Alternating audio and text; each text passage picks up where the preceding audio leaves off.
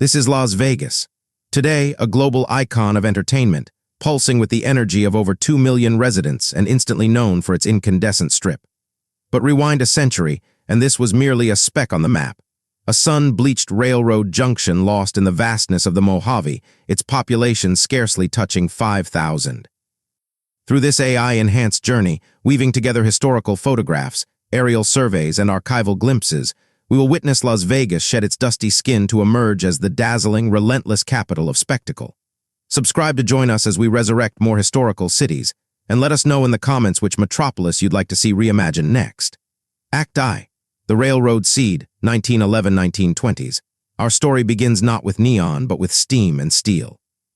Las Vegas officially incorporated on June 1, 1911, by a narrow vote of 168 to 57. The motivation was practical, not prophetic. The town existed because the San Pedro, Los Angeles, and Salt Lake Railroad needed a reliable water stop. From above, a nascent grid of streets fanned out from the rail depot. But beyond this tiny cluster of wooden buildings and dusty roads lay an unbroken expanse of scrubland.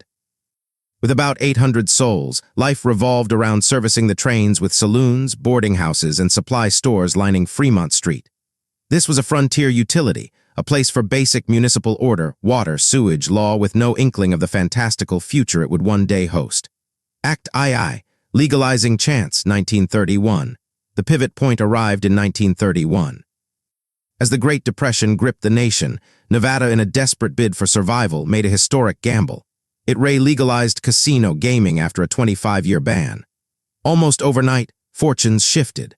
Establishments like the Boulder Club and the Northern Club flung open their doors on Fremont Street, their nascent neon signs casting a new kind of glow. While America tightened its belt, Nevada offered a sanctioned escape, a combination of quick divorces, lax regulations, and the thrilling spin of a roulette wheel. This single legislative act transformed a struggling desert town into a destination, planting the seed from which everything else would grow. Act III. Dam lights the spark, 1930s. Simultaneously, a colossal engineering project began 30 miles southeast.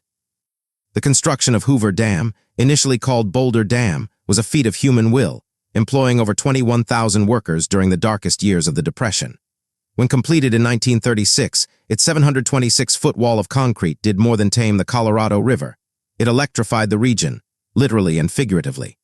The dam's cheap, abundant power made air conditioning viable, rendering the brutal desert heat manageable for mass tourism.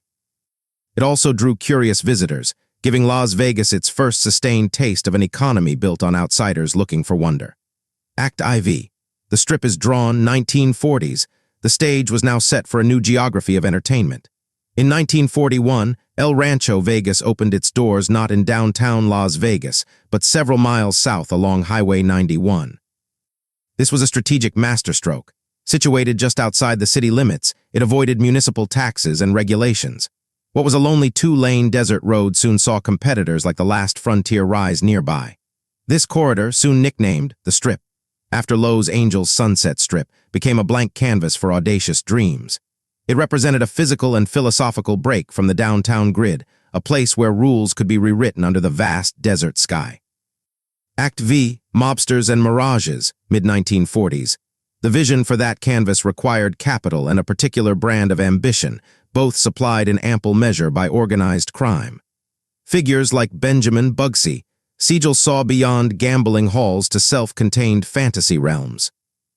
1946, his Flamingo Hotel rose from the desert like a mirage, a lush Hollywood-inspired resort offering luxury suites, gourmet dining, a list entertainment, and gaming all under one palatial roof. Though its opening was rocky and Siegel himself was murdered just months later, the Flamingo's template was flawless. The mob, with figures like Mayor Lansky operating behind the scenes, brought ruthless efficiency, spectacular entertainment, and a river of hidden capital. They grafted a ruthless business model onto a desert dream, forging Las Vegas's notorious, glittering identity. Act VI. Atomic spectacle and neon dawn 1950s. Las Vegas's genius for commodifying spectacle reached its surreal peak in the 1950s. Just 65 miles northwest, the Atomic Energy Commission began atmospheric nuclear testing at the Nevada Proving Grounds. Instead of recoiling, the city marketed the apocalyptic glow. Hotels hosted atomic viewing parties, served atomic cocktails, and showgirls donned mushroom cloud costumes. The desert's terrifying new sun became just another tourist attraction, proving there was no phenomenon Las Vegas couldn't repackage as entertainment. Meanwhile, the neon revolution solidified. Downtown, the legendary Vegas Vic, a 40-foot-tall neon cowboy, began his perpetual wave above the Pioneer Club in 1951, his mechanical howdy partner, defining Fremont Street's gritty, welcoming charm. On the Strip, a glittering arms race erupted. The Sands, the Sahara, and the Riviera competed with ever more elaborate signs and marquees, boasting stars like Frank Sinatra, Dean Martin, and Elvis Presley. The Rat Pack ruled the stage, and the intersection of mob money, celebrity sheen, and atomic age optimism created a mid-century magnet for the world. Act VII, the military anchor and corporate future beneath the glamour, a more stable foundation was being laid.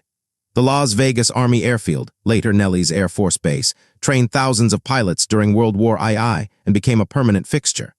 The continuous influx of military personnel provided a reliable stream of visitors and residents, diversifying the economy and strengthening the city's infrastructure and connections. This presence hinted at the coming transition. The very excesses of the mob era would eventually attract federal scrutiny. The 1960s and 70s would see the rise of corporate gaming giants like Howard Hughes, who began buying up properties, paving the way for a new era of publicly traded, regulated mega-resorts. Epilogue. The canvas awaits from a railroad water stop to a legal oasis, from a mobster's mirage to a neon jungle feeding on atomic fire. Las Vegas had, by the dawn of the 1960s, mastered its alchemy. It learned to transform the barren, the forbidden, and the sensational into pure, marketable spectacle. The foundational layers were now all in place. The legal framework, the power and water, the transportation links, the template for the resort, and an insatiable appetite for reinvention. The gritty, glamorous, and sometimes dangerous town had built its stage. The next act, the age of the themed mega-casino, the family destination, and the corporate empire, was waiting in the wings, ready to amplify the spectacle to unimaginable scales. The desert had learned to dream in electricity, and it was just getting started.